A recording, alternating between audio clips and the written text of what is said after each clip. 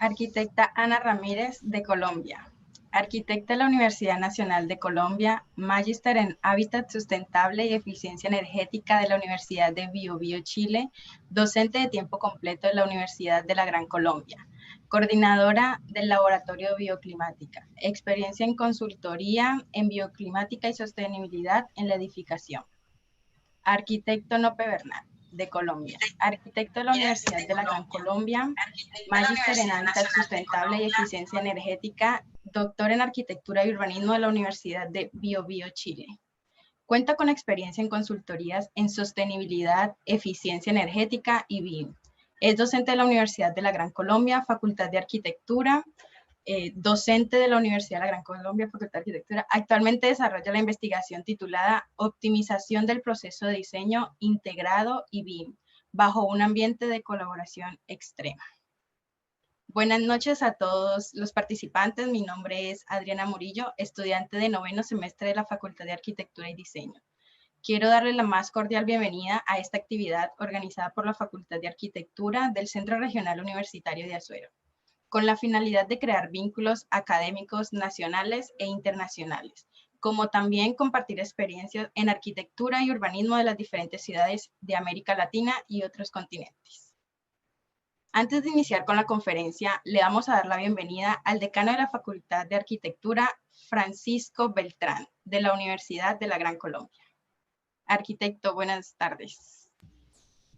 Buenas tardes, Adriana. Muchísimas gracias. Un saludo muy especial a la Facultad de Arquitectura y Diseño del Centro Regional Universitario de Azuero, a todos los panelistas, a la arquitecta Ana Ramírez, al arquitecto Alberto Nope, en este tema tan importante, al profesor Tomás Ezequiel Correa, con quien desde hace ya algunos años hemos generado un convenio interinstitucional que es el que nos aproxima a una dinámica, como lo comentaba en un evento anterior, de la resignificación de nuestra disciplina, el saber pensar en arquitectura.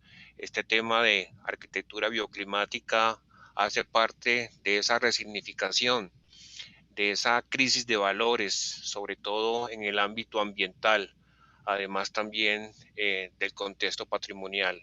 No me queda sino augurar el mejor de los éxitos en este evento académico, hecho que une de alguna manera a una gran causa como es la unión de escuelas y facultades de arquitectura de América Latina y del Caribe, UDEFAL, que sé que en este momento gran parte de su componente nos escucha. A Ezequiel, a Tomás Ezequiel Correa, muchísimas gracias por esta iniciativa y enhorabuena en torno a nuestra disciplina, a la arquitectura y a la bioclimática. Muchos éxitos a todos. Muchas gracias, arquitecto. Queremos informarle a todos nuestros participantes que durante las ponencias pueden formular sus preguntas en la bandeja del chat para que nuestro equipo pueda hacérnoslas llegar. Así que daremos inicio a nuestra primera presentación de la noche a cargo de la arquitecta Ana Ramírez, titulada Medidas de mitigación y adaptación frente al cambio climático para proyectos de arquitectura. Adelante, arquitecta. Hola, buenas noches con todos. Muchas gracias a la Facultad de Arquitectura del Centro Regional Universitario de Azuero por la invitación. El día de hoy pues vengo con esta temática de medidas de mitigación y adaptación frente al cambio climático para proyectos de arquitectura. Inicialmente, para entrar en contexto, quisiera hacer un pequeño recorrido por lo que significa pues, la línea del tiempo del cambio climático. A veces pienso que en esta línea del tiempo la arquitectura ha llegado un poco tarde, ¿no? Pero en términos generales hablamos hace un poco cerca de 200 años de cambio climático, del efecto invernadero como un fenómeno natural. En 1824 se empieza a hablar de estos temas. En 1861 existen los primeros indicios de que el CO2 y el H2O, el monóxido de hidrógeno, perdón, empieza a provocar los cambios en el clima. En 1895 se habla por primera vez de una teoría de que el efecto invernadero es un efecto creado por el hombre que está bastante influenciado por la actividad humana. En 1938 se demuestra que duplicar la concentración de CO2 en la atmósfera provocaría un escenario de un aumento de 2 grados en la temperatura global. Cerca en los años 50 se empieza a pensar en la creación del campo interdisciplinar de la ciencia del ciclo del carbono. En 1958 se empiezan a hacer las primeras mediciones de gran precisión de la concentración de CO2 en la atmósfera. En los años 70 se identifican otros gases de efecto invernadero que no son el CO2 y muchos de ellos principalmente derivados de la actividad humana y muchos de ellos que no eran de origen natural, creados de forma artificial por la era industrial de la época, ¿no? En 1979 se celebra la primera conferencia mundial sobre el clima y a partir de este momento empezamos a ver como un cambio acelerado ya porque empezamos a sufrir mucho los efectos del cambio climático, ¿no? En 1987 se realiza la Comisión Brundtland donde se genera esta definición importante de desarrollo sostenible donde se identifica pues que debemos satisfacer las necesidades de las generaciones presentes sin comprometer las necesidades de las generaciones futuras. Hacia 1988 se crea el Panel Intergubernamental de Cambio Climático como una iniciativa de la Organización Meteorológica Mundial y el Programa de las Naciones Unidas para el Medio Ambiente. Al crearse el IPCC, el Panel Intergubernamental de Cambio Climático, se empiezan a formular una serie de informes de carácter anual donde se reúne toda la información con respecto a la ciencia de cambio climático, todos los informes nacionales y la reunión pues, de esos informes internacionales y empieza a ser, digamos, relevante porque a partir de ese entonces, en los años 90, con la publicación del primer informe de cambio climático en los años 2000, se elaboran los objetivos del milenio. Y al desarrollarse los objetivos del milenio, uno de esos objetivos del milenio es garantizar la sostenibilidad del medio ambiente.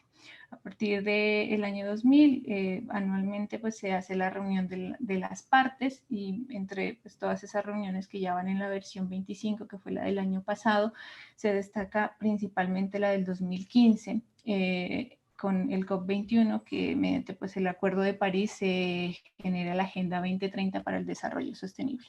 Esto para tener un marco general de lo que ha sido la línea del tiempo del cambio climático. En los informes del Panel Intergubernamental de Cambio Climático vemos que el escenario de la temperatura global pues siempre tiene esa relevancia de tener un escenario donde nosotros continuamos haciendo las cosas como las venimos haciendo como humanidad y es esta línea roja que vemos acá. Donde se prevé que hay un aumento de 4 grados centígrados en la temperatura si no se toman medidas pues, ante estos efectos del cambio climático, ¿no? Y hay un escenario un poco más optimista, que es este escenario en la franja azul, donde de igual manera vamos a tener un aumento en la temperatura global, pero vamos a pues, mitigar un poco esos efectos del cambio climático. Perdón.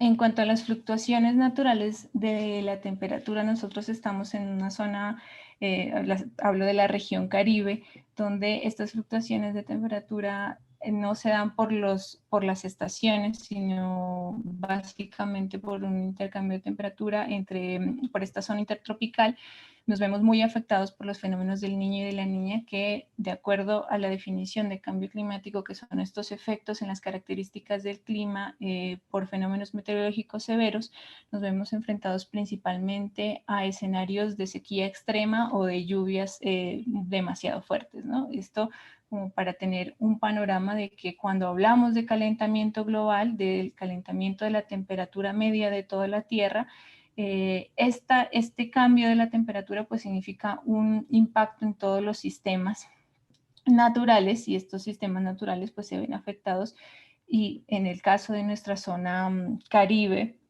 principalmente por estos dos efectos que cada vez son menos predecibles, que cada vez pueden tener una duración distinta y una intensidad distinta que nos pone pues en un riesgo frente al cambio climático. En cuanto a esa definición de los objetivos de desarrollo sostenible, podemos identificar que para todos ellos, para los 17 objetivos de desarrollo sostenible, la arquitectura pues tiene un lugar, pero principalmente destacamos el objetivo 11, el de las ciudades y comunidades sostenibles, el objetivo 7, el de energía asequible y no contaminante, el 9, en tema de industria, innovación e infraestructura, en acción por el clima, en consumo, producción y consumo responsables.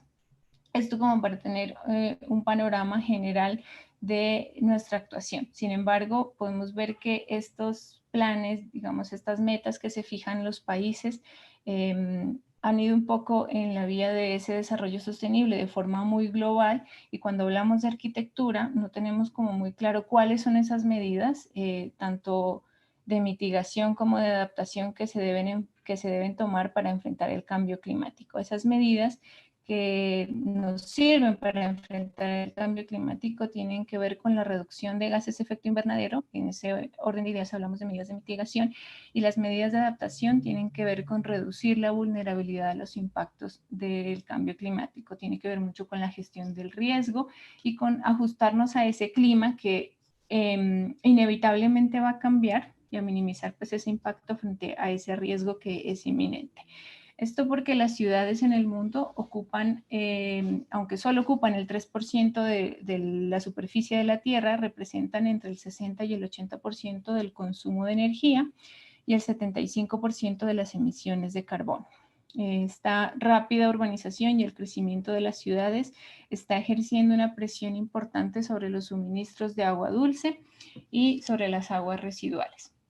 El entorno, entonces, el medio ambiente, y justo hoy que se celebra el Día del Medio Ambiente, nos hace pensar pues, que las ciudades son uno de los focos pues, de contaminación más importantes en el mundo, y el desarrollo sostenible que se determinó en 1987 pues no está, digamos, desarrollándose de la forma en la que debería. En cuanto a la industria de la construcción, podemos analizar que hay distintas etapas donde esos impactos pueden mitigarse. Hay una serie de causas y efectos que permiten mitigar un poco el impacto ambiental de las edificaciones. Como una primera etapa podemos pensar en los materiales e insumos, porque el impacto que estos materiales e insumos tienen en la extracción, la manufactura y el transporte es bastante significativo. Entonces, cuando entendemos que hacemos parte de toda una cadena de producción, empezamos a pensar en el edificio como el elemento que puede llegar a planificarse de manera que pueda mitigar un poco esa generación de energía y la generación de carbono que afecta tanto al planeta, ¿no? En segundo punto tenemos la construcción, donde hacemos pues énfasis en el uso de maquinarias, las instalaciones, la gestión de los residuos.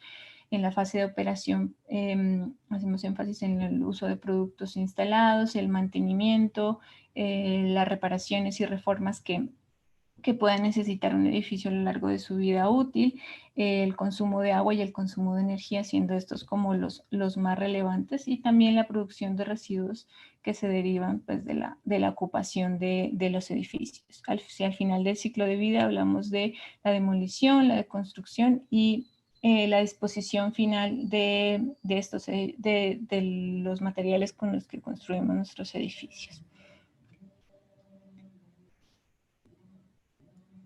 En cuanto a las medidas de mitigación, una de las determinantes es determinar que estos objetivos van siempre dirigidos a disminuir las emisiones de gases de efecto invernadero en la construcción. Traje acá una fachada que puede ser fácilmente la fachada de cualquiera de nuestras ciudades con clima cálido o cálido húmedo, cálido seco, donde la arquitectura no se piensa en función del clima y finalmente termina ganando la necesidad de mantener el espacio frío, ¿no? Entonces esta serie de aires acondicionados que se ubican en fachada pues son básicamente la causa del mayor consumo de energía en estos climas cálidos, en los climas cálidos principalmente. También porque la arquitectura o las facultades de arquitectura, que esto es algo histórico, nos han enseñado un poco que este estilo internacional, el de la arquitectura que se copia y se pega en cualquier lugar del mundo y que responden a una estética muy similar, han despojado un poco de esa arquitectura local que es tradicional de cada país, que es tradicional de cada región y que en muchos casos reúne todas las características de la arquitectura bioclimática, la densificación de las ciudades, los centros de ciudad altamente densificados han hecho que estos edificios que vemos acá pues se constituyan en la principal estética de la arquitectura, de esa arquitectura que consume una gran cantidad de energía. Y esa misma estética nos muestra unos datos bastante relevantes y es que para la demanda global de energía, el 34% le corresponde a los edificios, mucho más de lo que consume la agricultura y mucho más de lo que consume la industria y mucho más de lo que consume el transporte. En ese orden de ideas, nuestros edificios están siendo planeados y siendo construidos como disipadores de energía, un poco con esa misma estética de los disipadores de energía de los ordenadores. Y los datos son bastante relevantes en función de ese consumo de energía de los edificios, donde el 28% de las emisiones globales de CO2 corresponden a la operación de los edificios, frente a un 11% que corresponde a los materiales de construcción. Esto nos hace pensar en que a futuro, en un escenario entre el 2020 y 2050, las emisiones de carbono por los materiales van a aumentar significativamente y las emisiones por operación están también, digamos, están en un 50 y 50 a grandes rasgos, ¿no? Cuando nos enfocamos mucho en la eficiencia energética, estamos dejando de lado este aspecto importante que es la materialidad del edificio, y cuando solo pensamos en el material de bajo impacto ambiental y no pensamos en el funcionamiento del edificio, estamos dejando de lado la otra mitad del problema, por así decirlo. Un poco retomando esos acuerdos que se hicieron en el COP21 mediante el Acuerdo de París, y es que se determinó que para el año 2020 el 40% se iba a generar un 40% de ahorro de emisiones de carbono en las nuevas edificaciones, para el año 2025 un 45% y para el año 2030 un 50% para las edificaciones nuevas. Sin embargo, el escenario y las metas hacia el 2050 tienen que ver con descarbonizar completamente la industria de la construcción y generar edificaciones con cero energía embebida en los materiales y con cero consumo de energía.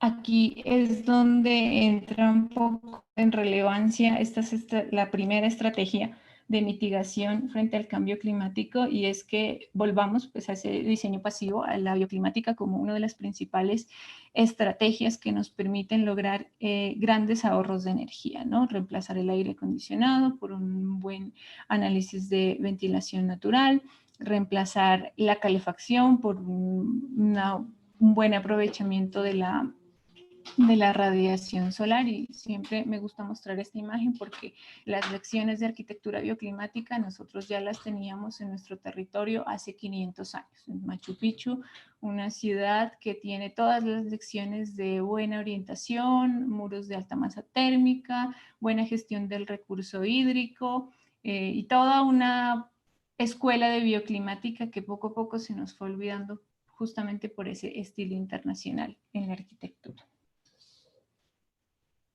También pensando en que ese impacto ambiental lo sufrimos nosotros como habitantes de los edificios, y creo que esta parte de la habitabilidad, de pensar en el hábitat sustentable, nunca fue tan relevante como este momento histórico que estamos pasando, en el que tenemos que habitar nuestras viviendas el 100% del tiempo y no podemos volver a nuestro lugar de trabajo o a nuestro lugar de estudio porque tampoco las condiciones de habitabilidad, de calidad del aire son óptimas.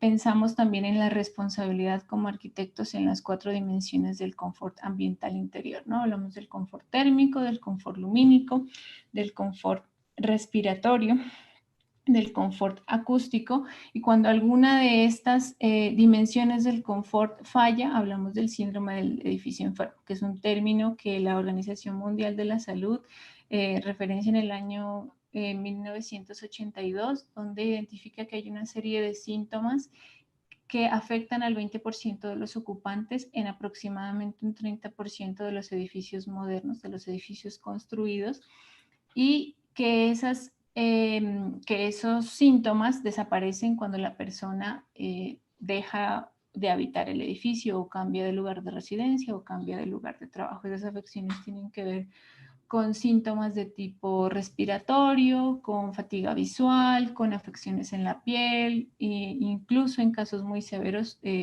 con casos de fallecimiento, ¿no? Entonces, pensar en la habitabilidad y en el confort interior desde un edificio que logre la integración con el medio ambiente es pensar en la bioclimática, con un edificio que le dé respuesta al clima, a las bondades del clima y a aplicar estrategias bioclimáticas, generar una menor contaminación con un menor impacto que pues, se va a traducir directamente en menos gases de efecto invernadero, generar un uso eficiente de la energía y de los recursos con una menor demanda de energía en los edificios y pensar siempre en los espacios saludables.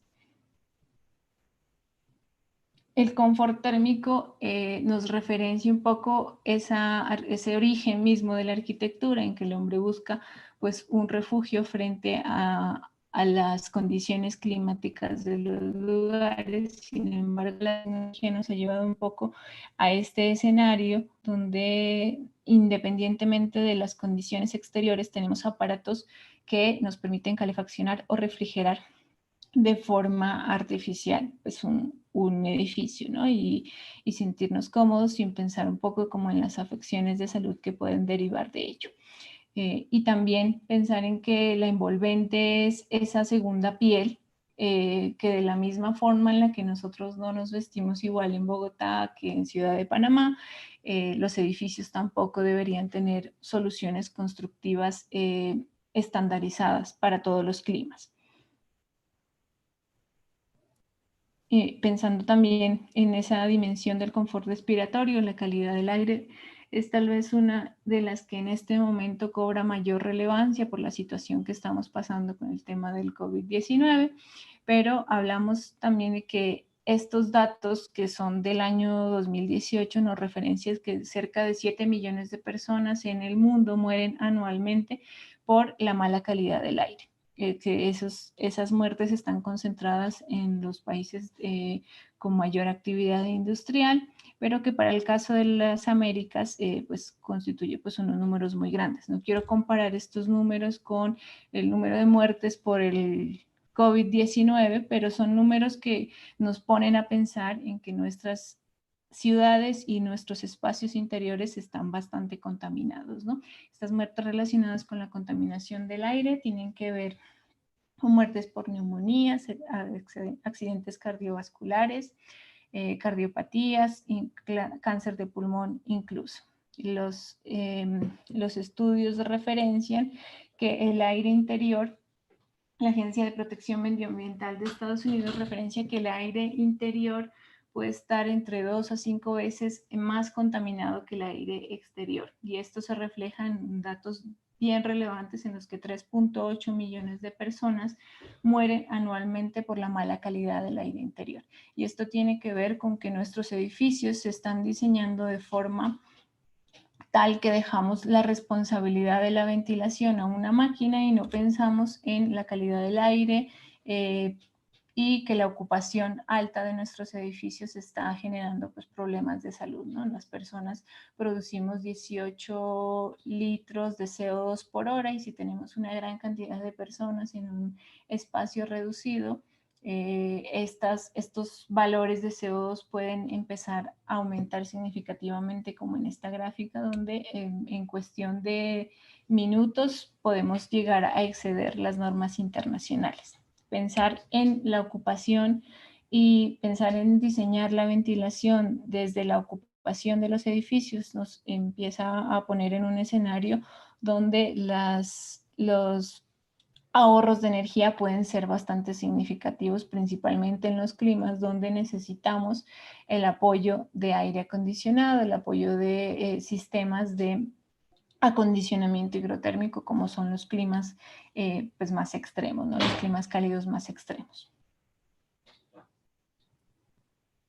También en cuanto a una medida de mitigación importante, como lo vimos en ese gráfico del ciclo de vida de la edificación, pensar en los materiales, en las nuevas alternativas de materiales, que son estos mismos materiales con los que incluso nuestros ancestros ya construían, nos lleva a un escenario donde podemos mitigar en gran medida el impacto ambiental, que era esa mitad del problema que veíamos en las gráficas anteriores. Este es el caso de muchos nuevos sistemas de construcción que cada vez se están masificando en el mercado, con el uso de fardos de paja, el uso de madera, el uso de la guadua o el bambú, que es bastante común en nuestra región, no solo porque su crecimiento sea muy rápido, sea de cultivos renovables, podamos incluso tener como todas estas bondades del impacto ambiental del producto, sino porque también al construir con este tipo de materiales generamos una ventaja muy importante que es la captura de carbono. Es decir, que la madera, la guadua y todos los materiales que vienen de fibras naturales tienen unos valores importantes de captura de carbono en todo el ciclo de vida de la edificación. Y hay muchas certificaciones, incluso ambientales de productos que tienen que ver con entender que ese ciclo de vida de los materiales pues genera el menor impacto posible en la edificación, tiene unas ventajas importantes en la salud y en los espacios que pueden verse afectados por la calidad de los materiales y que esas etapas del ciclo de vida del producto pues minimizan el uso de recursos y también minimizan la generación de residuos al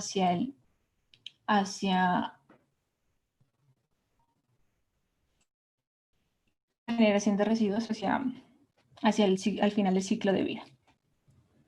Finalmente, pues pensar que una de las estrategias importantes de mitigación es reducir el consumo de energía de las edificaciones y ese excedente que no lo podamos reducir con estrategias pasivas se puede apoyar en los sistemas de energía renovables. No voy a andar mucho en el tema porque la siguiente presentación tiene mucho que ver con esto, pero tenemos un gran potencial frente al consumo de electricidad que generamos en nuestros hogares. Tanto como medidas de adaptación, podemos ver que su objetivo es disminuir la vulnerabilidad frente a los eventos extremos o a desastres naturales. Esta es una imagen de una inundación reciente en Panamá y creo que estos días ha estado lloviendo bastante por allá. Entonces yo creo que nuestra realidad en Latinoamérica es bastante similar, ¿no? Estamos frente a un escenario donde los proyectos de arquitectura normalmente gastan muy poca gestión y recursos en la etapa de diseño y esa curva de gestión y recursos va aumentando conforme aumenta pues esa vida útil de la edificación y la curva del diseño sostenible es completamente contraria. Generamos un gran impacto en el diseño para que en la construcción, la vida útil y la reducción el impacto pues sea menor. y también en esto nos apoyamos mucho con las nuevas metodologías, la metodología BIM, donde hablamos ya de una sexta dimensión que es la sostenibilidad. Esto acompañado con la educación, la gestión energética, escoger la tecnología adecuada para los edificios, apoyarnos en la normativa local, va a generar pues un ambiente construido sostenible. Algunas estrategias, ya para terminar, que en cuanto a la adaptación al cambio climático en los proyectos de arquitectura, que intentan un poco emular ese régimen natural del ciclo hidrológico, que son los sistemas urbanos de drenaje sostenible, donde apoyamos un poco este ciclo natural donde el agua lluvia lograba infiltrarse hacia el suelo, que se vio afectado pues, por la urbanización. Entonces es pensar en las ciudades con una buena gestión del recurso hídrico, con una buena relación con los cuerpos de agua existentes para evitar un poco o mitigar un poco el impacto que pueden tener los desastres naturales. Y también pensar en la infraestructura verde como en una estrategia, tanto muros verdes como cubiertas verdes. Esta es una imagen termográfica donde podemos ver que la cubierta verde pues tiene una temperatura mucho menor y esto nos lleva a pensar en que es una de las estrategias más relevantes para mitigar un poco el efecto isla de calor y el aumento de la temperatura en los centros urbanos que puede alcanzar hasta 4 grados centígrados. Fue un poco rápido, muchas gracias por su atención y también un poco la reflexión final es que estamos en un escenario en el que estamos pasando por una situación crítica como humanidad, pero vienen como olas más grandes que debemos atravesar. Muchas gracias.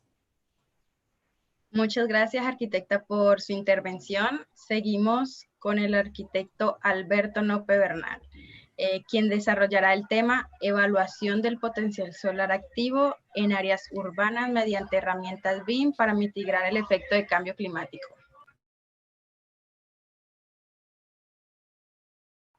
Adelante, arquitecto.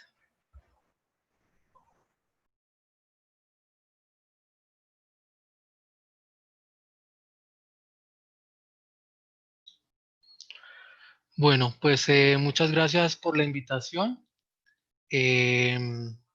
Voy a tratar de ser un poco concreto, ¿sí? Respecto a la conferencia que acaba de dar la arquitecta Ana, y retomando un apartado muy importante que es el tema de las energías renovables, ¿sí? Entonces, les voy a mostrar cómo esas estrategias que mostraba ella en el tema de energía renovable se pueden aterrizar al contexto, ¿sí? Y a áreas urbanas. Retomamos entonces que el calentamiento global tiene unas causas, ¿cierto? Que es generalmente o se enfocan principalmente en el uso de los recursos fósiles para uso de industria, transporte y construcción, que es el tema, digamos, que en primera instancia nos afecta. Eso tiene unas consecuencias a nivel de variabilidad climática, escasez de recursos, desastres naturales y aumento de emisiones. ¿Sí? Entendiendo esto como una causa y un efecto, la pregunta aquí es ¿cómo mitigarlo? Entonces, en respuesta a eso, desde el 2015 al 2019 trabajé en una investigación interinstitucional por parte de la Universidad del Biobío, Universidad de Concepción en Chile, Universidad de Aalto y Academia de Ciencias de Finlandia, con el apoyo del CONICYT de Chile. Y pues esta investigación buscaba evaluar el potencial solar y consumo energético en áreas urbanas para promover soluciones de energía solar integrada o adaptada. Entonces, entendiendo ese objetivo y con uso de herramientas BIM, ¿sí? Que se puedan, digamos, dirigir hacia esa metodología, a partir de ARGIS se comenzó a hacer una caracterización de un contexto urbano. Aparte de esto, se caracterizaron edificaciones tipológicas o tipologías ya edificadas dentro de ese contexto urbano, tipologías de oficinas, viviendas, servicios hospitalarios y servicios de salud primaria, utilizando herramientas BIM como Revit, ¿cierto? Design Builder, Archicad, entre otras. Y Lo interesante de esto es ver cómo esta investigación es un soporte para una investigación que estamos haciendo hoy en día en la Universidad de la Gran Colombia. Confin quiere decir Concepción, Finlandia, ¿sí? Y desarrolló su investigación en el casco urbano de Concepción. Concepción es una ciudad que se encuentra al centro-sur de Chile.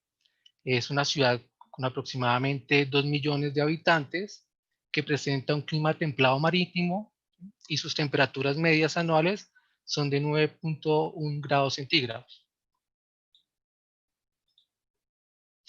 Este proyecto inició con la caracterización de los usos residenciales y servicios como hospitales, comercio, educación, etc. Aquí podemos revisar la ubicación de las tipologías a nivel de vivienda, podemos revisar su variabilidad y su ubicación. Estas son como las más representativas del casco urbano. De esto se caracterizó la ubicación, la forma del edificio, la forma de las cubiertas, las alturas, superficies, tipos de envolvente, cubiertas y fachadas, y la cantidad de ocupantes por edificación. Asimismo, se caracterizaron los servicios asociados a educación, salud, comercio, y se trabajó principalmente con los de salud, reconociendo tipologías hospitalarias representativas y centros de salud primaria en el casco urbano. Asimismo también pues se hizo la caracterización a nivel de educación, identificando universidades, colegios, y cómo en el caso de los colegios la tipología respondía a una condición de progresividad.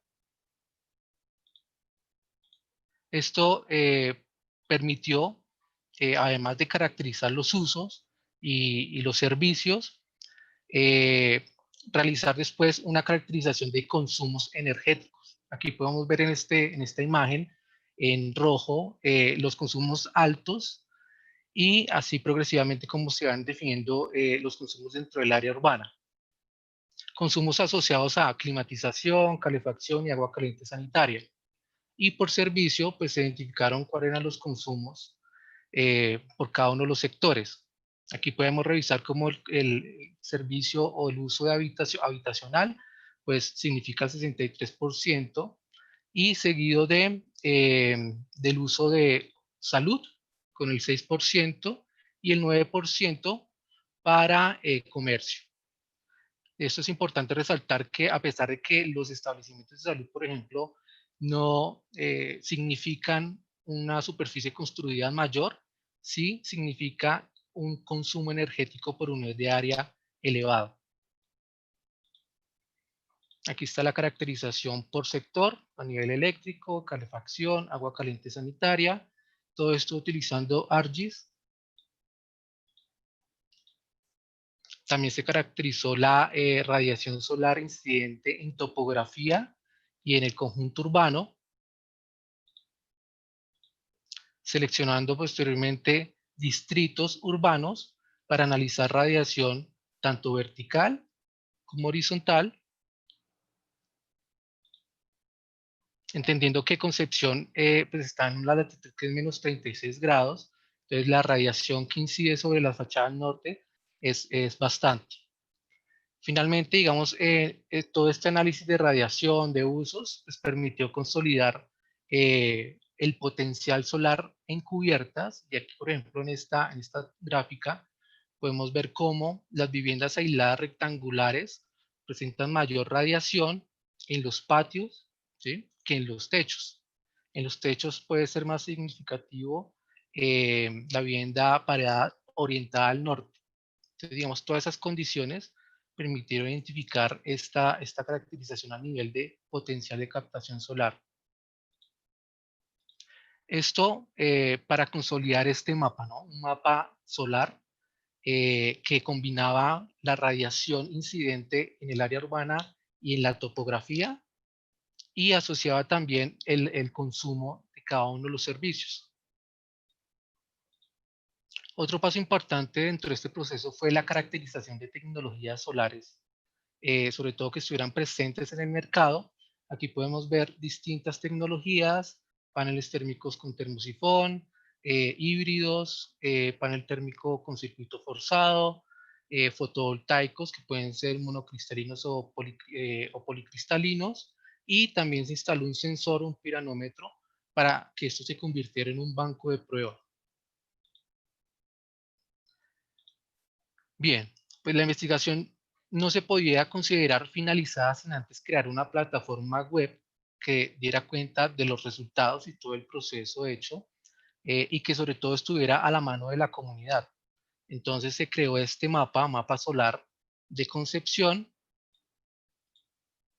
en el cual cada uno de los usuarios podía darle clic a la cubierta e identificar su potencial, ¿sí?, a nivel de radiación kilowatt hora al año, y cuál era su oportunidad respecto a qué tipo de tecnología utilizar. Aquí presenta colectores solares, paneles fotovoltaicos. Estos anteriores, los solares son para agua caliente sanitaria, y también una posibilidad de paneles híbridos. Entonces, con su porcentaje de aporte, ¿sí?, equivalente a un número de personas, en este caso, por ejemplo, equivalente al consumo de bombillas o ampollas. Entonces, digamos, esto se convirtió, digamos, en una oportunidad para poder difundir toda la investigación. Y creo que eso es un valor agregado, que es investigación aplicada, ¿no? Entonces, ¿cómo acercamos todo lo que nosotros hacemos en la academia a la comunidad? En este caso, la plataforma permitió pues hacer esa transición. Bien, aquí les voy a hablar cómo de esa parte urbana, ese análisis urbano, pasamos a una parte o un componente arquitectónico. Resultado de toda esa investigación. Entonces, en primera instancia aparece lo que es el proyecto de mansarda solar. El proyecto de mansarda solar consiste en identificar esa oportunidad de crecimiento que tienen las viviendas. Estas son las tipologías en concepción, y cómo usualmente esas tipologías se prestan para hacer una ampliación del recinto. Entonces, la idea era que además de que esa ampliación fuera habitable, tuviera una capacidad de integración de energía renovable para abastecer un porcentaje del consumo de la vivienda. Lo que pasa normalmente al momento de instalar paneles solares es que no llega a una integración arquitectónica estética, ¿no? Aquí podemos ver que los paneles solares obedecen sí al ángulo solar, pero es totalmente contrario a la disposición de la vivienda respecto al norte. Entonces, esta investigación buscó, digamos, mediante análisis paramétricos, poder, digamos, ofrecer una gama de posibilidades que equilibraran esa habitabilidad con esa generación para suplir el consumo de la vivienda o una parte del consumo. Aquí utilizamos Python y Archicad para hacer ese análisis multivariado o paramétrico, y esto es un imaginario de cómo se podría llevar a una feria de construcción, una feria de exposiciones, con la integración y mostrando aquí el módulo habitable. Otros imaginarios de cómo podrían ser la integración en cubiertas. Y de la misma forma que el mapa solar, pues se diseñó una plataforma que acercara ese producto que era derivado del mapa, que también es parte de una investigación, a la comunidad. Entonces se creó esta plataforma que se llama Mansarda Solar, en donde el usuario puede ingresar datos, ¿sí?, dimensiones, puede tener unas opciones estructurales según las condiciones existentes, y ver algunos casos de estudio o ejemplos. El usuario en 3 pasos pues puede primero ingresar las medidas, ¿sí? El segundo paso corresponde a ingresar el consumo según facturas, y el tercer paso consiste en seleccionar algún tipo de factibilidad técnica respecto al sistema estructural. Entonces, esto también permitía tener ese acercamiento con la comunidad y realmente que la investigación fuera aplicada. Otra de las investigaciones resultantes del mapa solar fue esta realizada por Esteban Salamea y Felipe Quesada, de Ecuador, que habla de los criterios de integración de energía solar activa en la arquitectura. Integración tanto en cubierta como en fachadas. Entonces definían esas posibilidades de adaptación. También se hizo el proyecto WINER, que consistía en desarrollar y evaluar ventanas fotovoltaicas con concentradores solares luminiscentes y medir, digamos, medir el potencial solar mediante Design Builder y PVSol. Un momento, salgo acá.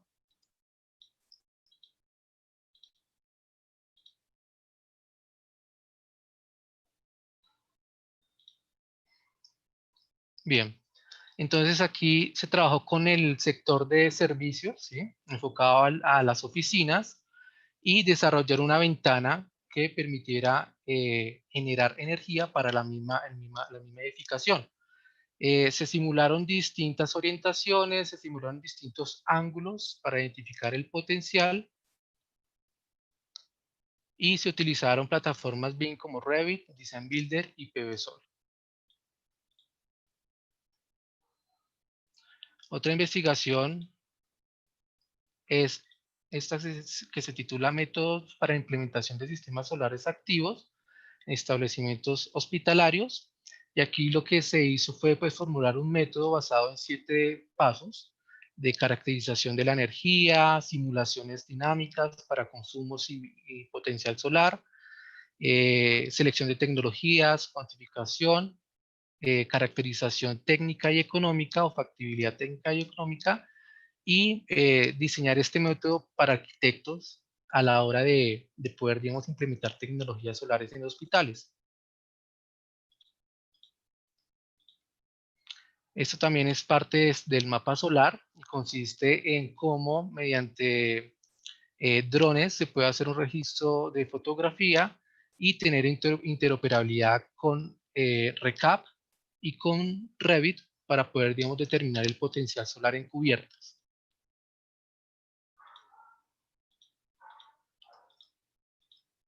Esta habla de cómo los centros de salud primaria pueden llegar a ser sostenibles y respetar el principio de cero energía. Aquí se seleccionaron 5 tipologías de centros de salud primaria en Chile y se simuló el consumo y la generación solar para poder, digamos, llegar a un cuadro de recomendaciones por zona climática y sistema constructivo que permitiera equilibrar el consumo, la generación solar con el costo de ciclo de vida.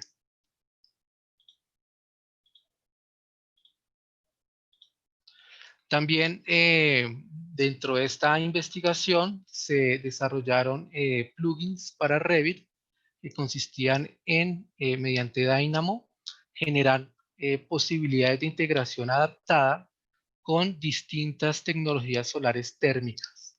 Entonces aquí se desarrolló esta plataforma que se llama AC Solar, que permite seleccionar un panel solar térmico con su respectivo acumulador y integrarlo dentro del modelo BIM, asociando los consumos según el número de ocupantes.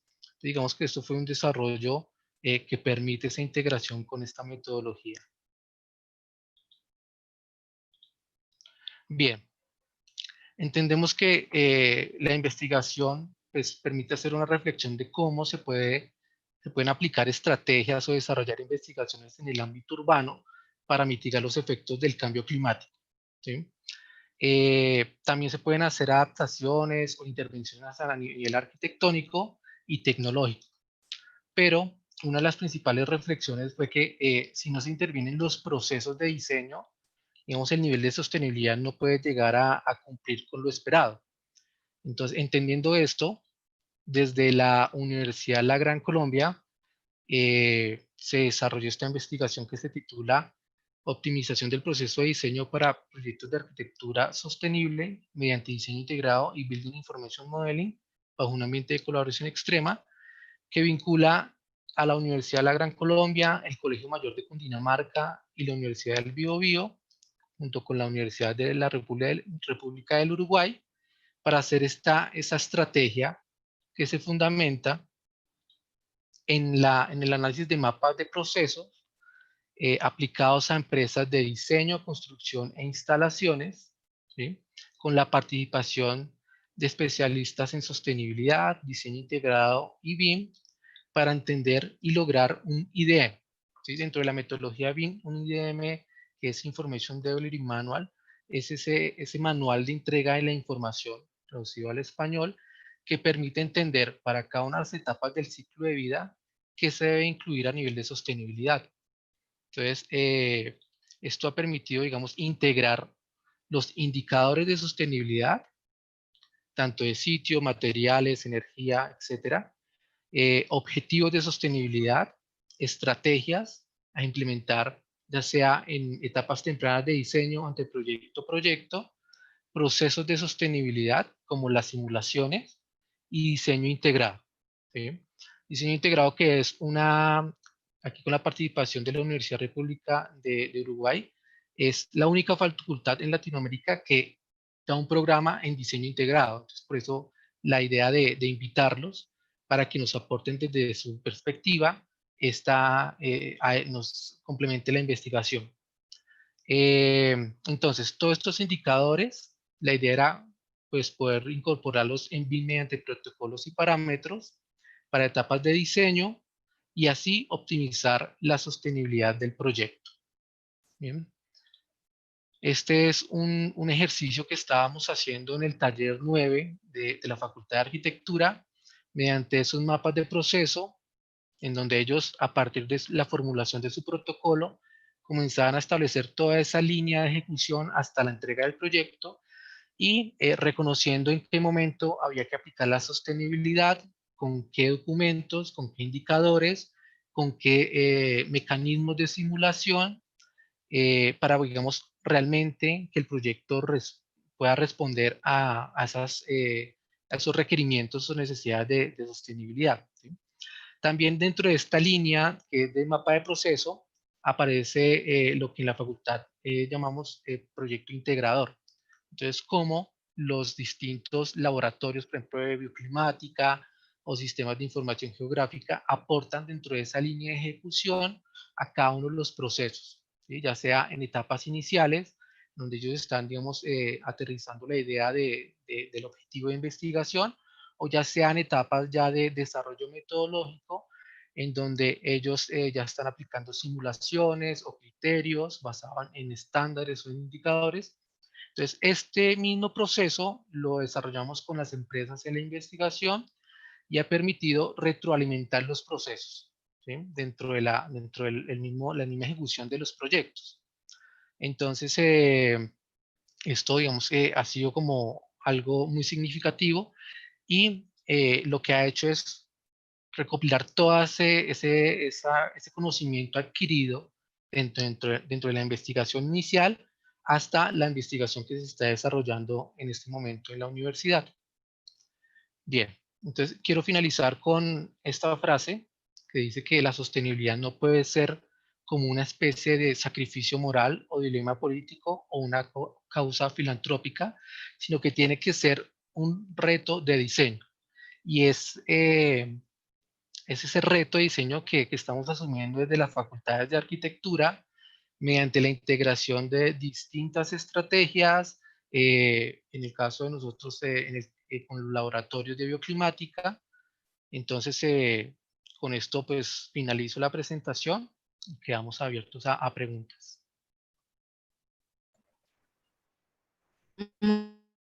Muchas gracias, arquitecto, por su intervención. Procedemos a realizar la ronda de preguntas referentes a los temas desarrollados y dirigidos a nuestros invitados. Empezamos con la arquitecta Ana. ¿Cree usted que la implementación de elementos verdes o jardines interiores en nuestros hogares sea a beneficio ligado en estos momentos que afrontamos la pandemia del COVID-19?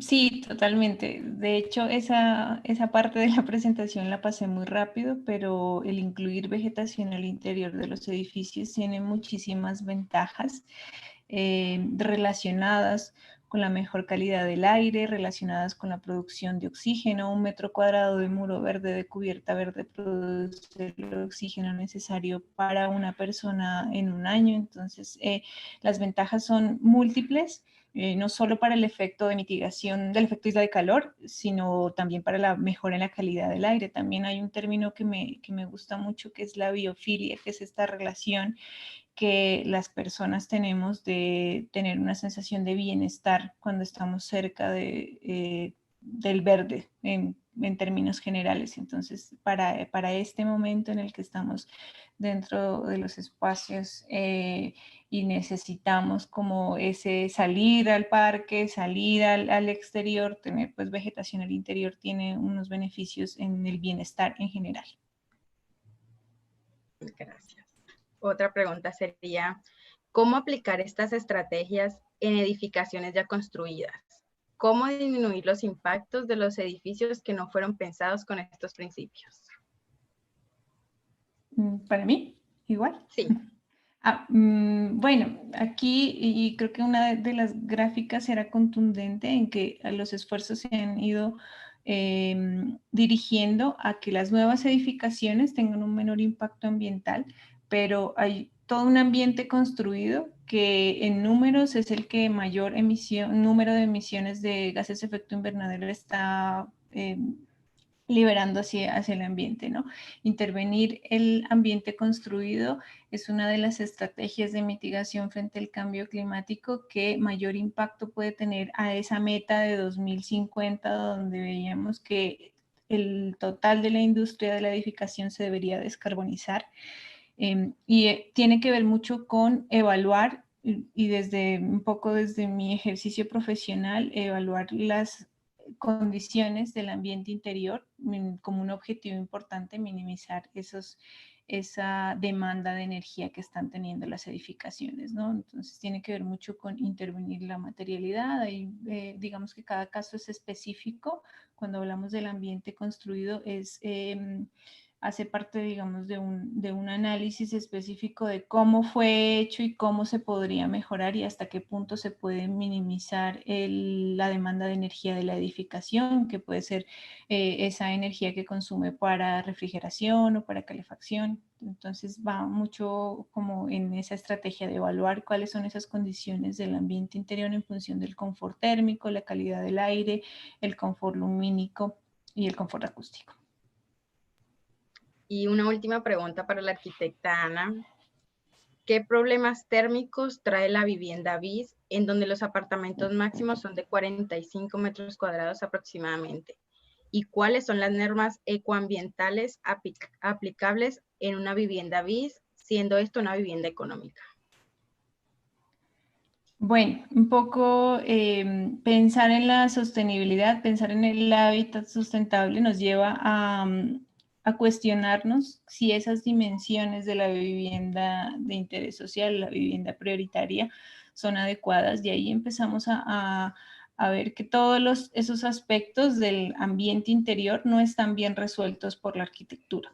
En el momento en el que nuestras viviendas empiezan a consumir una cantidad importante de energía, pero no responden al confort térmico, no responden al confort acústico. Y justo ahora que estaba preparando esta presentación, encontré como muchos datos de, bueno, nunca fuimos tan conscientes del tipo de vivienda en el que vivíamos, escuchamos todo lo que pasa con el vecino, no nos dábamos cuenta de que nuestra vivienda estaba mal ventilada o que nuestra vivienda era muy fría o muy calurosa.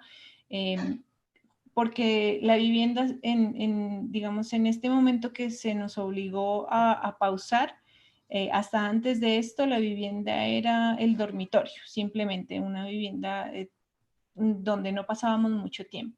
Y hoy nos lleva pues como a cuestionar eso y desde el punto de vista de la vivienda social, yo creo que es importante entender que la sostenibilidad en función, que muchas veces las decisiones en la industria de la construcción se toman desde el punto de vista económico, ¿no? Construir con lo más barato, construir con con el menor esfuerzo.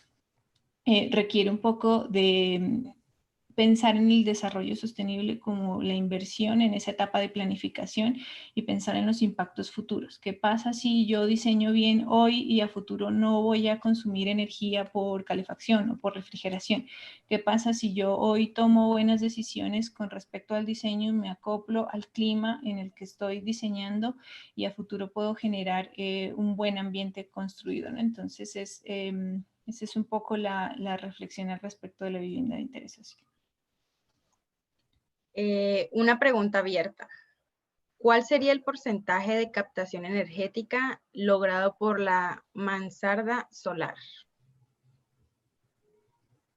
No sé cuál de los dos. Arquitecto, active el micrófono, por favor.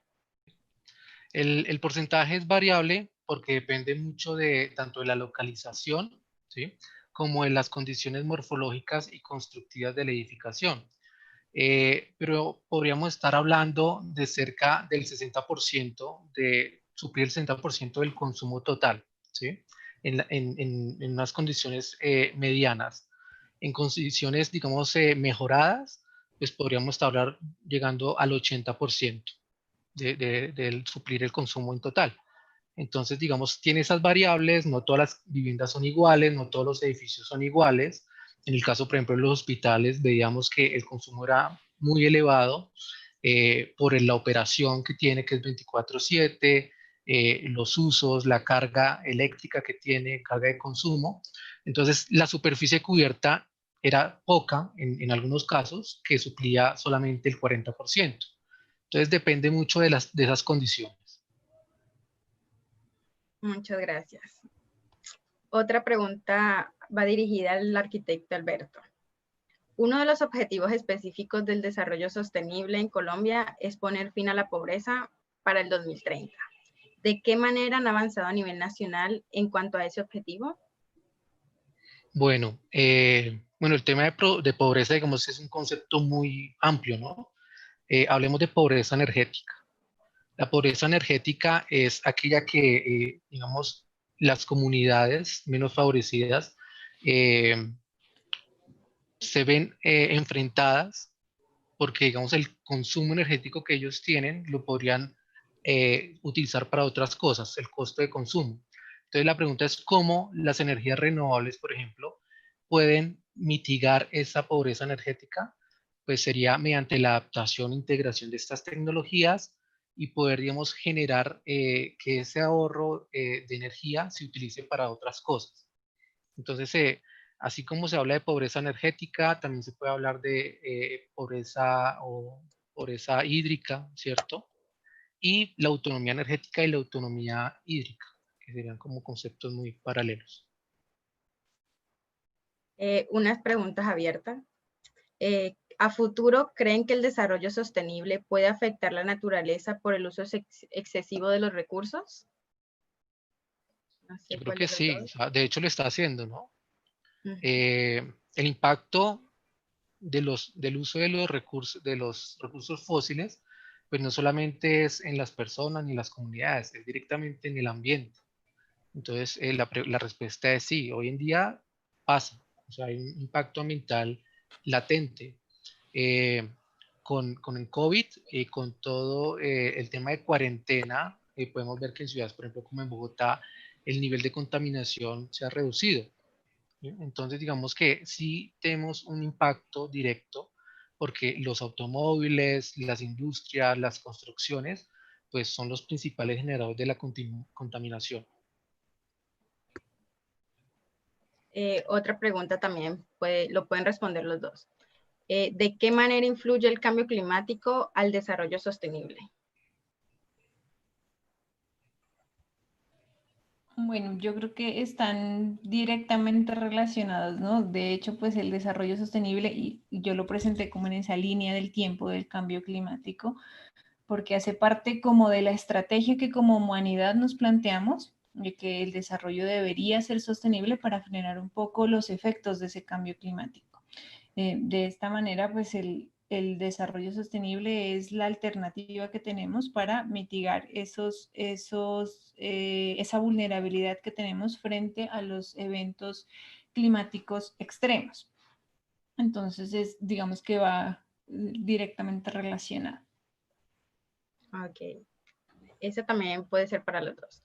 Las normas urbanísticas y desde las curadas urbanas en Colombia tendrían a futuro que aplicar en nuevos proyectos. Sí, creo que no es solamente desde las curadurías o dentro del estamento gubernamental, sino que tiene que ser dentro de la academia también y dentro de la parte de la investigación. En países europeos, incluso aquí también en Sudamérica, la universidad lo que hace es generar condiciones e investigaciones a modo de términos de referencia que permiten regular todo este tema de sostenibilidad y aterrizarlo a normas para que se cumplan, ¿no? Porque, claro, podemos hablar de sostenibilidad, indicadores, bioclimática, pero si, digamos, no hay investigación respecto a eso, investigación aplicada, investigación que permita a curadurías o al estamento gubernamental tomar decisiones, pues vamos a seguir, digamos, en lo mismo, ¿no? Como en la parte muy teórica, pero sin ningún tipo de aplicación. Ok. Y ya última pregunta, también es abierta. Dice, ¿qué opinan de utilizar chimeneas de ventilación en Latinoamérica para bajar el uso de aires refrigerantes? Bueno, yo creo que se refiere al efecto chimenea que ocurre comúnmente con los sistemas de ventilación por esta estratificación de las presiones del aire. Creo que opinarlo frente a Latinoamérica en general es bastante generalizado. Podría funcionar muy bien en climas templados y climas cálidos secos, incluso en climas cálidos húmedos. Siempre, y eso yo lo repito mucho en las clases, y es que no hay una lista, una receta que funcione para cualquier clima, digamos, siempre el proyecto se va a adaptar a las condiciones climáticas y las condiciones climáticas son una determinante importante en las estrategias de diseño, ¿no? Entonces, siempre cada proyecto es un mundo distinto. Una estrategia que le puede funcionar incluso a un edificio vecino no puede funcionar en mi edificio, puede que tenga efectos contrarios, ¿no? Entonces, siempre estas estrategias de ventilación se deben analizar con respecto a las condiciones climáticas del lugar. Muchas gracias.